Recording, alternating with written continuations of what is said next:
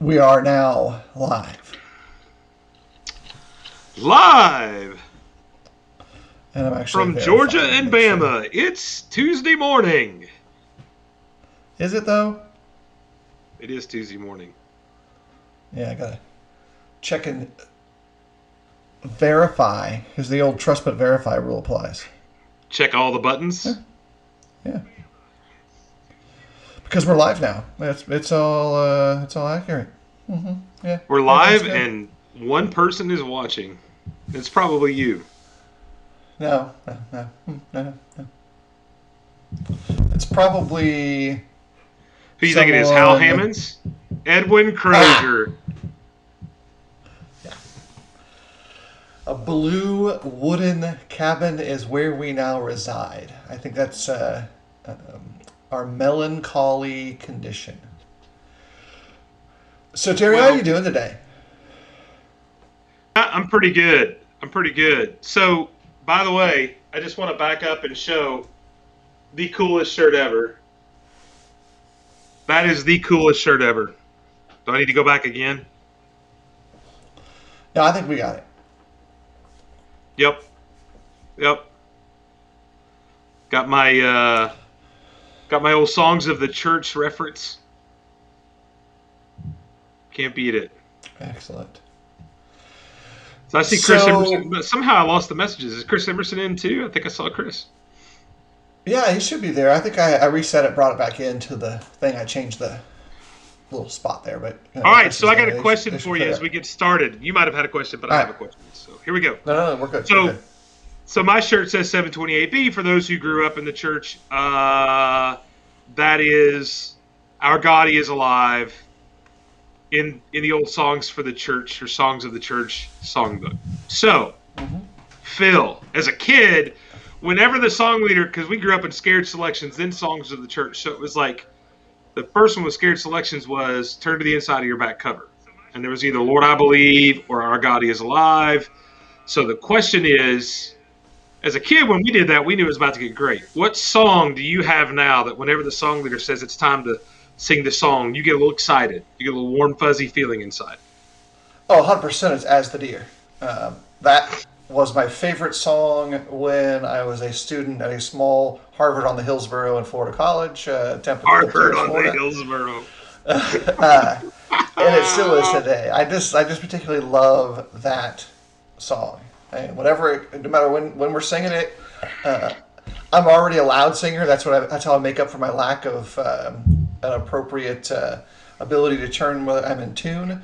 And so I just double down at that point, and we change into a different song with that, in that experience. So, um, the A.W. Lycus connection is huge because he was also a professor at The Harvard on the the Hillsborough. and Tennessee Tech.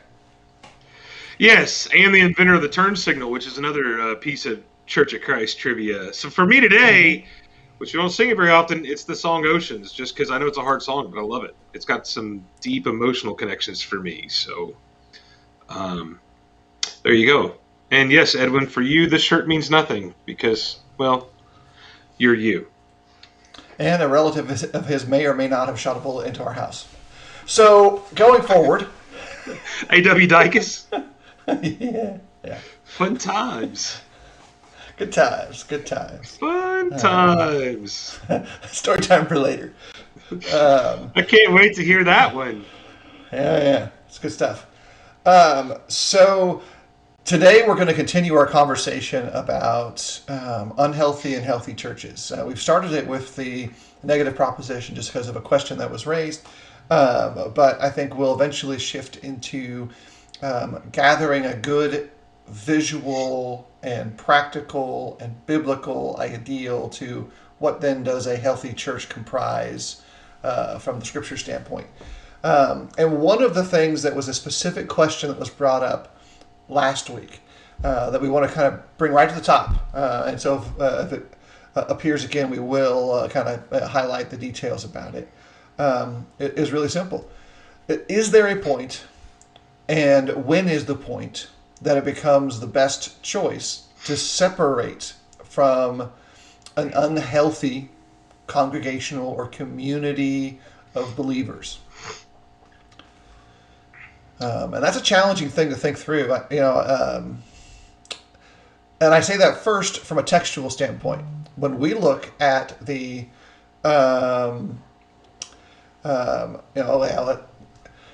the text in Revelation, what we see there is really simple, large emphasis on churches that are internally in conflict, but are still identified of having healthy and unhealthy members. And yet, we do know that there are contexts where you have to start creating distance from unhealthy relationships in the New Testament text as well. So, I think there's a lot of stuff that we can probably get through in some of that, and we'll break some of it down. But Terry, where's your mindset to kind of set the stage for where you're coming from? So let's say first off that our primary focus is on preachers, so it's really easy for me to say this from the beginning. It's time to leave an unhealthy church when they fire you. Like, that's number one. Hey, there you go. So let's get that out of the way, but we move on from that. And I think you mentioned Revelation, the churches of Asia there. It's always interesting that in those letters, there's not this. The majority of them are bad, and some of them are really bad. But it's always in the letters. It's your lampstand has not been put out yet. And I think that's one of the lessons there for us is even really bad churches, lampstand's still burning. So I think it's really important from that standpoint to understand that. Yeah, I will also add at least two things to the table of that.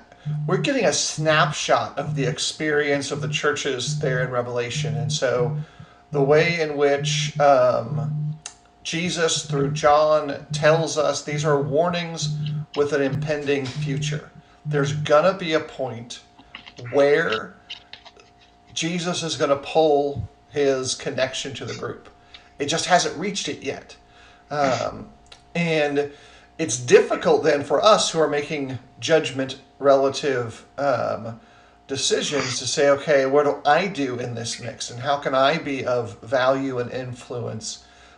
Because we often have much more than one thing that we're really concerned about. If you're a father, you're going to be concerned with your children who are also connected to this unhealthy church context. If you're married, you're going to be concerned about your spouse. If you have some leadership role there, you're going to be concerned about those who would follow your lead and maybe would follow your leaving. And so it really does complicate each of those things that are related to it. And Terry kind of hit on a little bit of this before. It's difficult, really difficult, and we're talking because most of our audience are preachers. Because when we leave, it's a different thing. For a lot of Christians, they actually can regionally choose the group that they're making a commitment to. Where like they work in a county and there might be two churches in that county, they can pick. Right. If a evangelist makes that decision, it is substantial and significant in its impact. And so, for lack of any, other thing, it's just more impact to that individual family. It just simply is. I'll throw this out there as kind of a half joke, half truth. If preachers moved around as much as some members do, because they're upset, you'd have a different preacher probably every month at your congregation. Because in some areas where there's a lot of congregations, church hopping is a pretty kind of popular practice, unfortunately.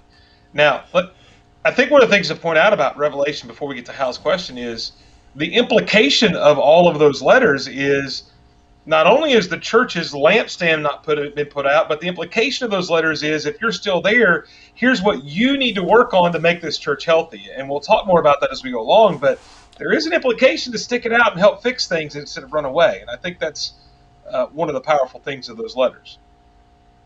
Yeah, and I think Hal's kind of comments is not so much question, but it's kind of clarification in one corner. Considering the complete absence of precedent for refusing to submit to elders, we rationalize doing so very easily, often for the pettiest of reasons. That's a very accurate examination of one of the areas where some of these things can take place. Now, obviously, we would include the caveat that sometimes the dysfunction is present in the leadership itself, and that's something that the Bible deals with. You are instructed to go to those individuals who are leaders and rebuke and correct with a hope to turn. So that process has to work itself out. And it's actually healthy to do so. It's helpful for the evangelist, it's helpful for the elders, it's helpful for the church. Like in the end, that's a positive behavior that I would quantify as a healthy church that has an eldership that is willing to be corrected, and yet you are still willing to submit to that eldership. That's like the prime, cycle of things, if you will. By the way, would you consider, by our standards today, wouldn't you consider the church at Corinth an unhealthy church? I mean, if you were to read 1 Corinthians, I think we'd probably label it as just an unhealthy church. And again, the standard there is here's what to work on. Here's how to fix this. I mean, yeah, it's interesting. If you ask me that over the course of like 30 years of and I've been a Christian about that long, and I've been preaching for about 25 years, my answer is going to be different at different points. There are times when I look at the church in Corinth and said that place is an absolute dumpster fire. And there are times when I come back and say, what I see here is a bunch of young believers who lack leadership. And then I come back another time and I think it's a dumpster fire. And then I come back another time and I look at it and go, it seems like they have a core that wants to do good. They get their zeal pushed into the wrong corners, and I go back to them. They seem really young, like they're making decisions based on immaturity rather than maturity. Because you start thinking about kind of what.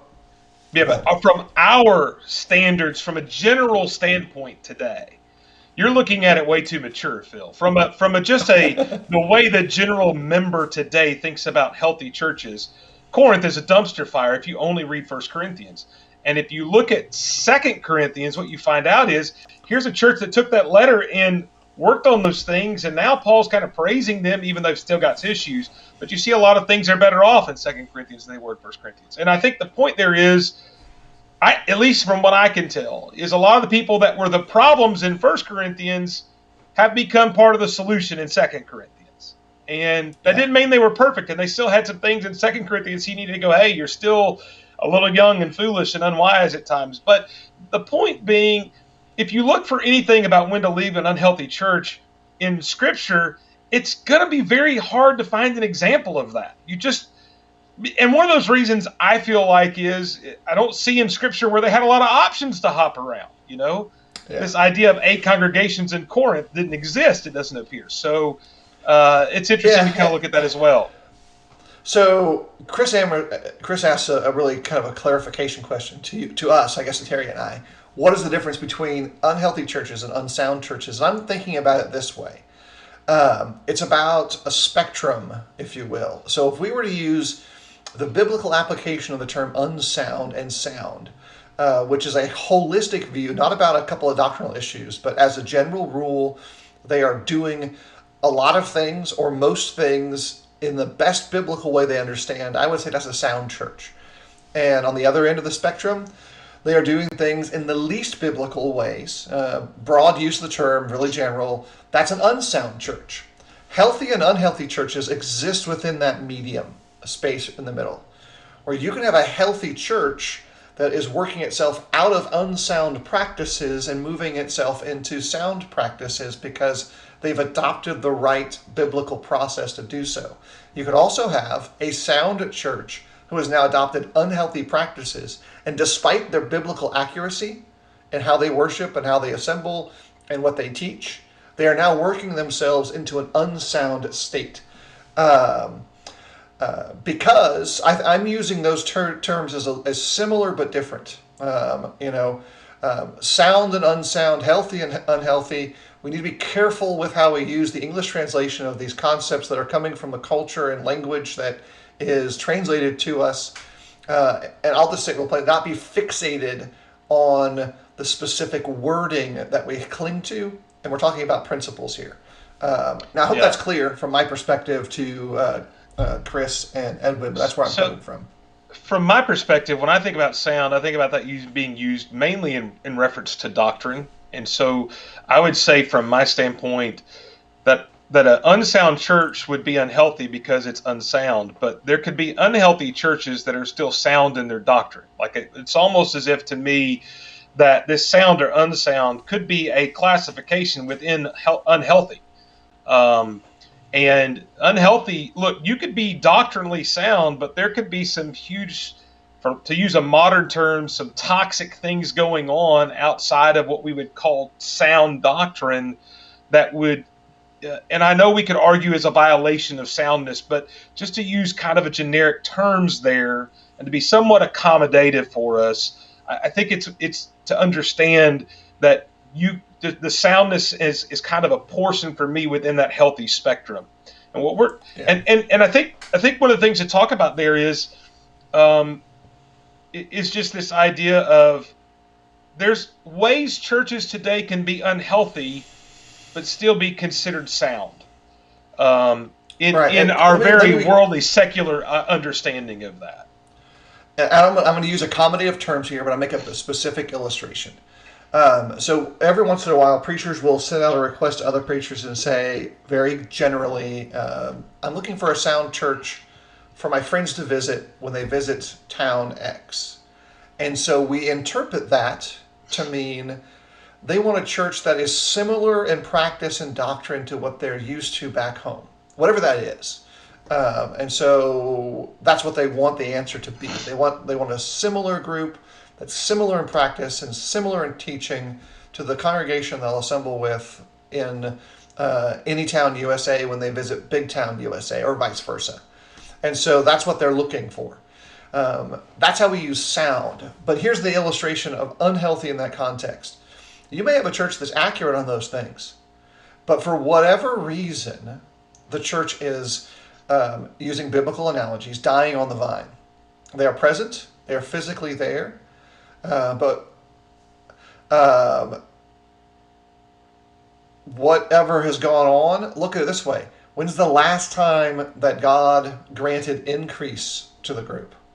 If we're going to use that as our metric to begin with. Like, we know that one man plants another waters, but God grants the increase. If God is not granting increase to it, we're left to then figure out, okay, why? Is it because they're accurate in teaching and doctrine but have no love? Is it because they simply actually don't go out and sow the seed? Like, there's all those things that would say, well, that's kind of an unhealthy environment. Are they quick to judge? Accurate in doctrine, accurate in practice, and yet they are so judgmental that when the new heart comes to visit their assembly, they don't feel welcomed and loved. These are things that are super important that we all want to have healthy in our congregations, but we're not comfortable grappling with because of any number of individual reasons. And we are grappling with, some very difficult concepts that often interweave with one another, and depending on the setting or context, one might take priority over the next one. So there's a lot of difficulty there. It's like the church, that you've heard of, that their attendance on Sunday night is great compared to Sunday morning. And the way they achieve that is if you miss X number of assemblies out of Y days, they mark you, Well, I mean, you could say that they're sound, but that's not the healthiest of environments. And I think that's where you've got to understand there is a distinction there, and you've got to be careful. And I think that's pretty important to understand the distinction there. Yeah, and I want to say this right here. I'm really just highlighting this because I think Csquare needs to be a thing. And so that's the only reason I'm bringing Kenny's comment up to the fore, besides its quality. I mean, it's there, but that Csquare status. Instead of COC, we're just going to say Csquare now? Is that what we're going to do? Csquare, yeah. And so that's what that's there for. And then Chris has a comment I think we want to interact with in a second. I petition for unloving to hear and unto hereafter to be attached to unsoundness, not just unhealthiness. Another aspect to think about this is that we're also dealing with something that is elastic within the group. You can have an unloving individual who will leaven the group to the point where the entire group is now leavened by that. And I would agree with Chris at that point. It's absolutely unsoundness, but maybe it needs to be attacked directly when it's unhealthy, when there is a vocal proponent, whatever, etc., that needs to be dealt with. Yeah, I agree with that. I think the hard part is, especially on a broadcast like this, is just to understand, yeah, that's unsoundness. But when the world brings up this question of unhealthy versus unsoundness, that's not what they understand. That's not what they're talking about. So in one sense, when we talk about these things, we want to talk about sound includes all of those things, and Edwin's statement is correct. But to the individual who has no understanding of that, then you have to distinguish, here's how these things also fit in this accommodative language. And I just think that's the issue. But yeah, if you're unloving, obviously you're not a disciple in the way that Jesus considers you in places like John 13, and therefore you're not sound. Or 1 John 4, where John makes that to begin. You don't know God if you can't love your brother. So obviously all of that is true. Where that also gets to be a sticky wicket, by the way, is you talk to the church who marks everybody who misses X number of assemblies out of Y days. They view that as a form of tough love, and they would say they're loving their brother. Now we get into this whole debate of what is loving and what is sound and what is healthy. And so just to kind of illustrate that kind of how those all work, sometimes we have to speak rather accommodatively instead of, hey, unsound means this all the time, from that standpoint. And I think Daryl, if we could bring his comment up, I wanted to comment on that. That sometimes you have to leave based on our family's spiritual well-being. And I will say that is true in a sense, but I also want to say sometimes my family needs to know that when you love the brethren and you love a church, you've got to stick it out and work things out for that too. And that's the hard part. And that's not always easy. But I think, Phil, you could agree with this, that we've seen some people that the first sign of a reason to leave or a reason to get out that may harm their family, they run away, and sometimes that's detrimental for the church. I think one of those is the age-old excuse of, I need to go somewhere for my kids. When you're facing that thing, you've got two choices. You can go somewhere where somebody's doing things for your kids and do that, or you can stay and create things for your kids and thereby create things for other kids, which then also can be evangelistic and help make the church more healthy.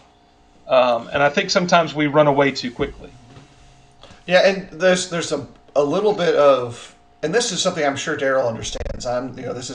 This is in response to his idea rather than in opposition to him.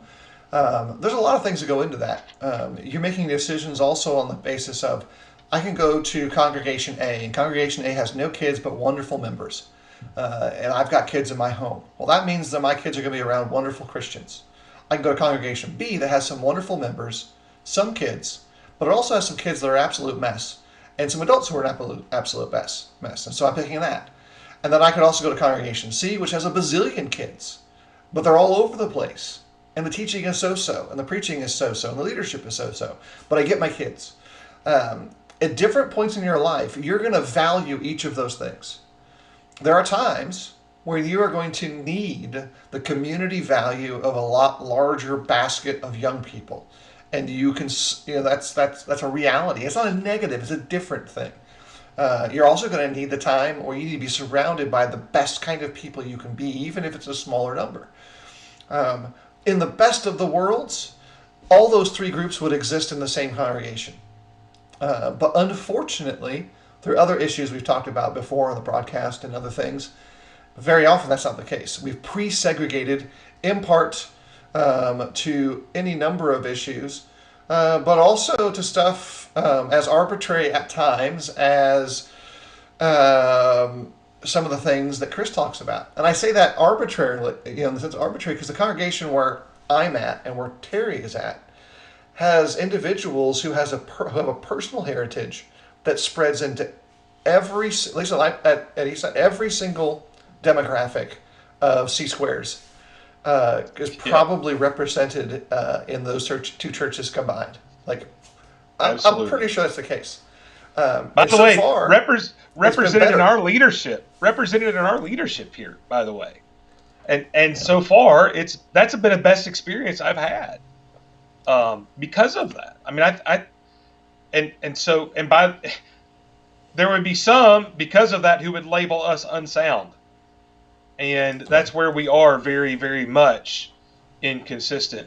And to the thing about the unhealthy and leaving, I've often thought about churches in regards to sports teams because my kids have played, and there came an age where I stopped coaching my kids because they didn't play baseball, which is my sport, but also because they did other things.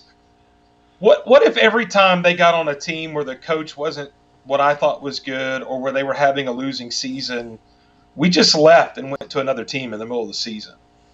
I'm afraid sometimes we look at that and we like, well, you got to learn how to lose too in sports, right? You got to learn how to struggle, and you're better off at the end of the season. And all those things you tell your kid when he wants to quit baseball because he's got a bad coach or a losing season are all the reasons, by the way, that a lot of times we're tempted to leave and go somewhere else. We need to stick it out and help that church. Sometimes we need to learn what it's like to have to do those things. And I think that's just one of the things to keep in mind in regards to that. And let me make a kind of a comment. I want to address Kenny's in a second. His comment here. That includes preachers. Yes. There are times when we need to stay with the group where we're at because we need the growth that comes from the challenge as much as they need whatever we can provide.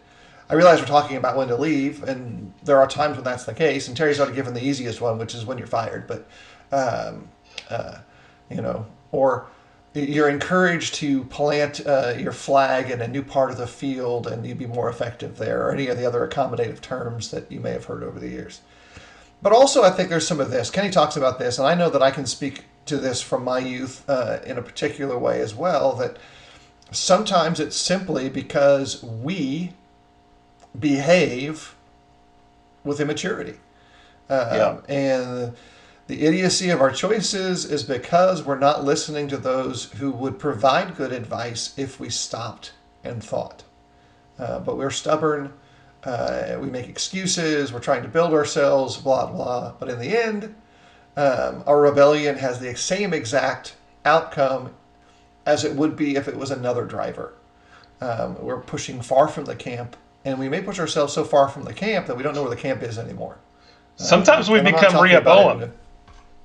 Sometimes we become Rehoboam in all of that. We're immature. We don't listen to the wisdom around us, and we go somewhere else, and we end up worse off than we would have been if we'd stayed and listened to the wisdom around us. Like, think about that application for a moment. Yeah. And Shane's points here in the general sense. Shane's comment about it, really being about the growth in the body. Absolutely true. It really is about the growth in the body. And yet, we're still people. And we get hurt. And I'll tell you, for me at least, the hurt for me when these things take place is not that I feel like my work is now somehow less valued primarily, but it does feel that way. It's the loss of a relationship. It's the loss of a friendship. It's a loss of a family member.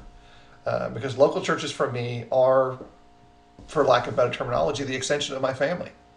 They just really are. The other thing to keep in mind there that Shane's comment is, we get frustrated when people leave us and go somewhere else, but as preachers especially, it's highly likely we're going to leave and go somewhere else at some point. I mean, at some point, we're going to do that to them. And regardless of the circumstances, I've got to be patient with those folks because I may end up doing that too. I mean, I'm at my fourth work. And I think that's one of the things to keep in mind. That, and a couple times I've made that decision based on factors other than being fired. So I think that's the important point to kind of keep in mind there. By the way, on the issue of being fired and learning and growing, just full disclosure, every time I've moved, it was what was needed, regardless of the circumstances. And I think that's something you put out there that because it's something that helped me grow, regardless of what happened in the process, and it was necessary. before anybody sees this and takes that the wrong way. Yeah. Let me, kind of respond to this. Hal has a quick comment about this side of things. Is it any less shellfish to leave a church because the children's group is subpar than to leave because I don't get to lead singing often enough? And it really depends on a couple factors. I think I can probably provide some instances where the combination of subpar may mean some really particular risks to an individual family, and so I don't want to be too harsh on that. But in a general sense, yeah, I mean, I think you're probably moving into the same realm of judgment. And we might put it this way, and this might step on some toes, but I'm totally okay with it. Over the years, my kids have all been in public school, and our with has always volunteered extensively as much as we were allowed, particularly at elementary and middle school. With that, and it's probably you, Edwin, you're all locked up. With that, I watched a generation of families transition from public school to private school and homeschool. As each of that family unit moved off from the public school environment, the number of volunteers decreased. Those same families were very often the ones who were highly involved in their kids' school environment. And so the quality of the education for all diminished because those were the highly motivated, super concerned parents that either had the time or the willingness to do so. And as that pool decreased, then the quality decreased, period. That's happened in that way. It happens to local churches in that way. And I say that knowing that I completely understand and recognize and sympathize with all the motivation to do so and considered it, like we considered it for ourselves. But I also saw the impact on it afterwards. What's interesting about Hal's comment is one of them is I don't get to be seen doing something enough, and the other one generally is I want somebody else to do this for me so I don't have to be the one that do this enough. Like, generally speaking, when you leave because of subpar children's activities and groups, it's because you're waiting for somebody else to do it. Singing is you want to do it. I just think it's interesting there, and I will tell you how I think it's a little more selfish to get upset about singing over the other. But that's just a purely judgment call on there completely. And I'll just leave that there.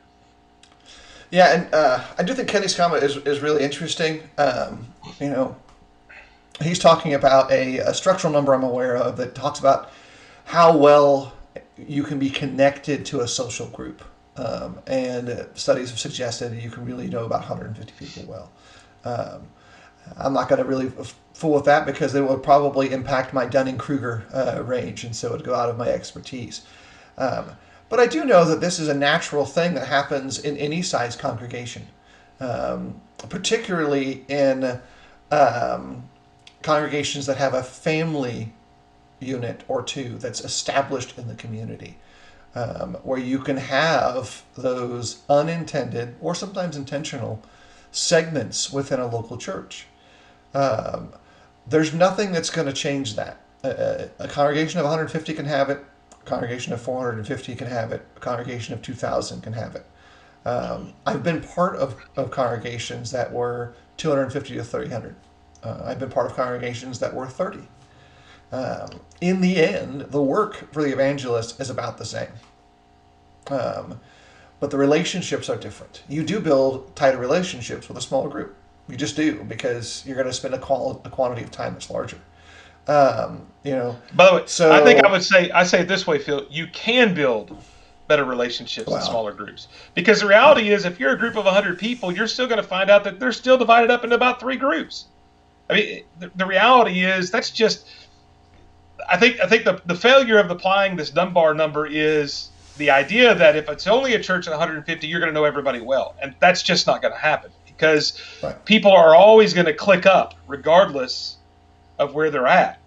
On every team my kids have been on, whether it was a basketball team with 10 players or a football team with 80, they clicked up. Every team, right? Mm-hmm. That happens. That's natural behavior.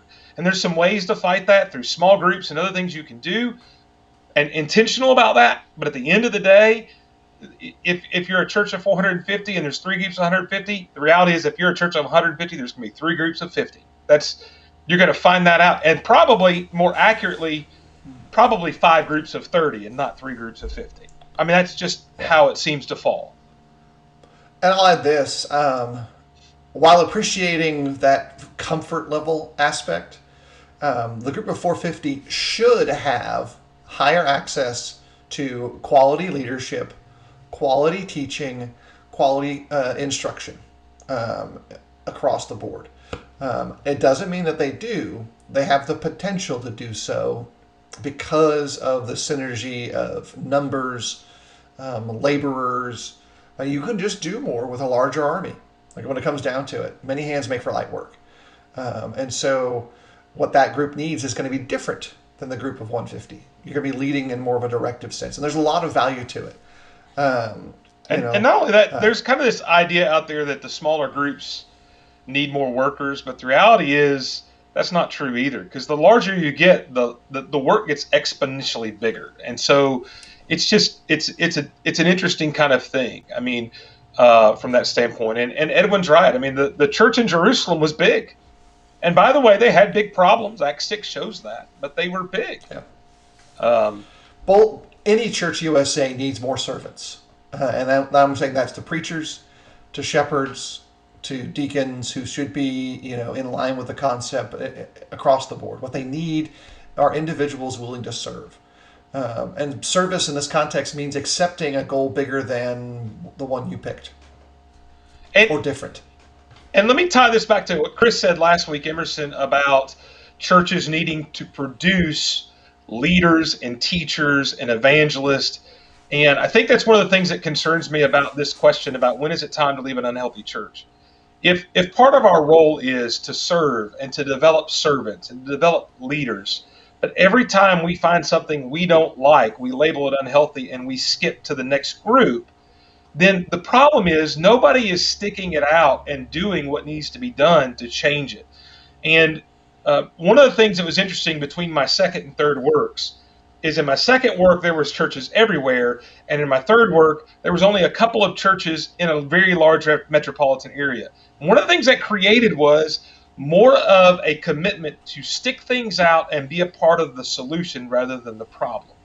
And I think that's exactly what we often need to do, is we need to stick things out. Even if there's a church 2 doors down or 3 miles away, sometimes what we need to do when we think something's unhealthy is stick it out, help develop leadership, help develop an attitude of service, help develop the ministry, to use Ephesians 4's language, and to do that in a way that helps turn that church into one that is healthy. God is not glorified if all I do is hop churches to meet my needs, but never fix the congregations I label as unhealthy. And I think that's one of the things to kind of keep in mind from all of this. And I'll kind of reframe it this way as we're hitting nearly the 40-minute mark, which means we're about 35 minutes into the live broadcast after the hour. When I talk about fixing things, generally my mind goes, the first I've fixed whatever issues are blocking my personal relationship to God and to my brethren. So I've fixed, if you will, myself first. I've addressed my spiritual needs. And secondly, I've done so in an open enough way that I'm leading others to want to do the same. I think those have to be approached first. And from the preacher standpoint, I'm actually maybe making the choice that says, in order to fix this problem, I have to acknowledge that I am the problem. And maybe I need to be the one who moves. I know that at least in one instance, that was the case for me. Because I was willing to take on every single responsibility and all the needs of a local church. And I had created an environment where I was the problem. When I wanted them to lead, my presence was not allowing them to lead in the proper way. And so I had to figure out a way to get myself out of there in that chasm that I built. And maybe there were better ways. Of course, I was young, and so there's inexperience there. But sometimes that has to happen, and that's the hard part of it. Yeah, I was going to say before we end, we need to make sure and point out sometimes the church is unhealthy because of me. Like, if I'm the issue, if I'm the one that's made it toxic, if and Yeah. regardless of what the reason is, it could be that my ability to influence is ruined for whatever reason. If I can't even influence people with my preaching and my teaching, then it's time for me to leave. And because I'm the unhealthy one in the equation. And sometimes you need to do that for the betterment, not of yourself, but of the congregation, because you're harming the congregation. You're the reason there's a problem. And you've got to, as Edwin said, get the log out of your own eye and realize the need to move on. And to let somebody else. And it could be, Phil, sometimes you're just not equipped for what they need. Sometimes you're just not the guy for whatever reason that is. Sometimes it's just a bad fit. And there's no problem admitting this is a bad fit. Let's move on. Be willing to admit you're the issue and to change it. You know, what the want or the need is for the local church may be something you're not skilled or willing to do. You know, and that's fine. It happens all the time in every aspect of relationships that we have in life. And then sometimes it's fine in the congregational context as long as it's an open discussion. Keeping things private from the stakeholders usually does more damage than good. You know, let everyone see those parts. I agree with Chris, wholeheartely. And we are a mess as preachers in some ways, just like everybody else. We often take too much on ourselves, and very often then whatever we've taken, we can't carry it, and so we squish under the pressure we've kind of laid on our heads. Kenny talks about I'm not worried about sounding like Rick Warren. That stuff doesn't bother me anymore. Yeah.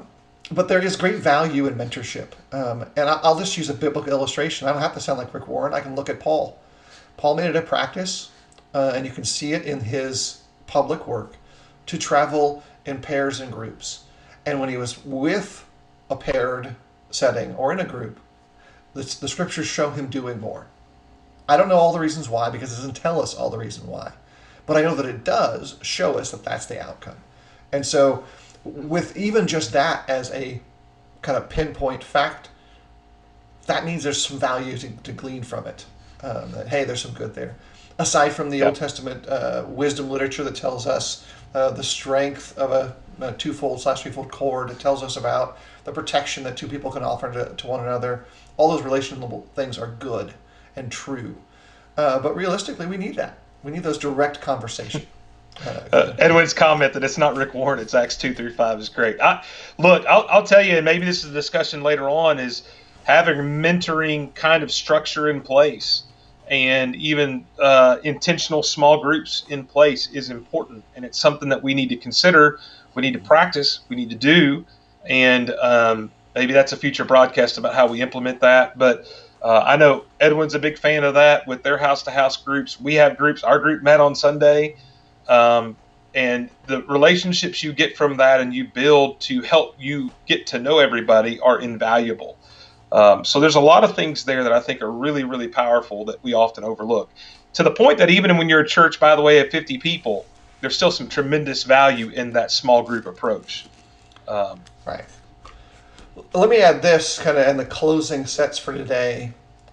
My brief answer to the broad question of when to leave is probably going to be two things.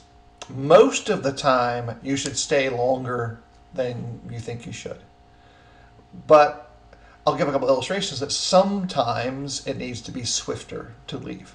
And here's a couple illustrations. If, say, the leadership of the church is willing to cover up sin after rebuke, I'm out. If the group is willing to tolerate that business, I'm done. If they're going to hide sexual immorality, if they're going to hide abuse, I got no time for that.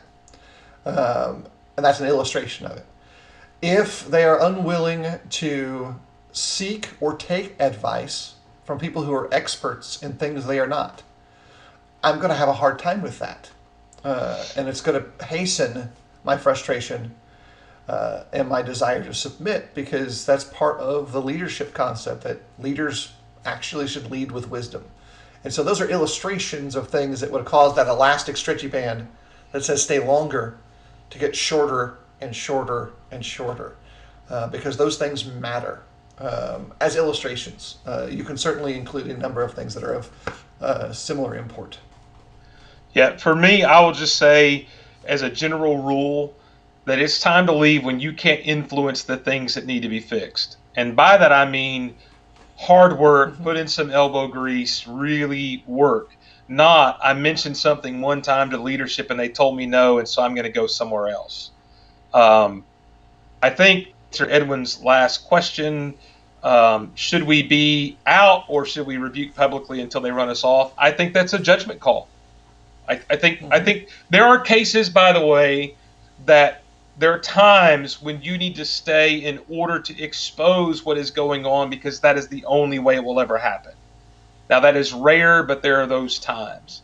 And so Chris's 5 points is not true, because yeah, 5 seems a little sketch. Yeah, a little sketch. Hey, that happened once. It didn't go so well, so just throw that out there. Yeah. Yeah. The partnership did, by the way. We're still partners. We throw that out there. Yeah. Yeah, and I think I want to at least make a couple of comments about number 1 too. That is super important, and I'm going to expand it in not just your wife, obviously, your family context. That has to be brought into play as well. And if the Emerson ratio metrics, which is akin to the Dunbar factor or whatever we want to call it, the Emerson Matrix, has validity, it does have to start with some of that too. And here's part of the reason why. How many evangelists do each of you know, who are kind of jumping into this, who have, because of their service in the kingdom, prioritized that above their service at home? And the result was the departure of their children into the world. It's not the only factor, but it certainly can be a factor, much like it can be a factor for someone who is in the corporate world who doesn't spend time at home. There's no difference there. But we kind of rationalize church work as being so important that it's more important than corporate work. But all you're doing is you're forsaking your family to chase after an elusive dream in both of those cases. And so that family unit group has to be part of that factor too.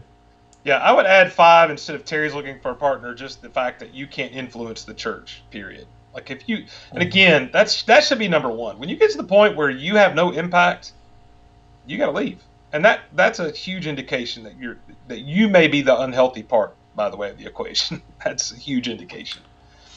Yeah, number 5 should be a church calls you that is located next to a Torchy's.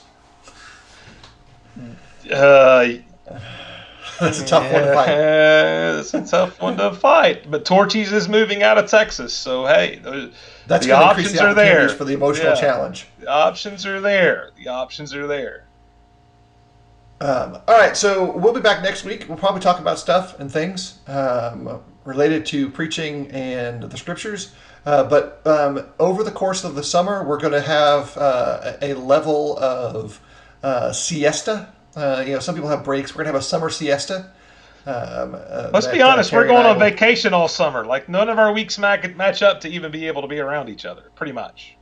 You say vacation, I say labored journey. Torchy's would be an excellent place for an open Bible study. But I would have to call it a 5-pound study. You open one up in Birmingham, and I'll be there, Paul. How about that? Yeah. They are opening up more. Their hiring notices went up. They got an intern position available. Paid internship in Austin. Did you apply? A little old for the criteria for it, so I probably would have to wait until they have a different option. That being said, we would encourage everyone in their work. And if there's something we can do as evangelists, as friends, as Christians, Terry and I are happy to help. We tend to focus on preacher stuff, but we care about the broad work of the kingdom, and we really do, want to make sure that our service is of the greatest value in the kingdom. And if we can help you in that way, let us know. And I just saw this comment from Chris. I'm going to have to acknowledge there there is a certain portion of preachers who are fundamentally lazy and they should quit it. All right, go back. Yes, absolutely. If that's what you're doing, you're ineffective. You have no influence. You need to leave as well. That's just point blank. Yep. All right, everyone.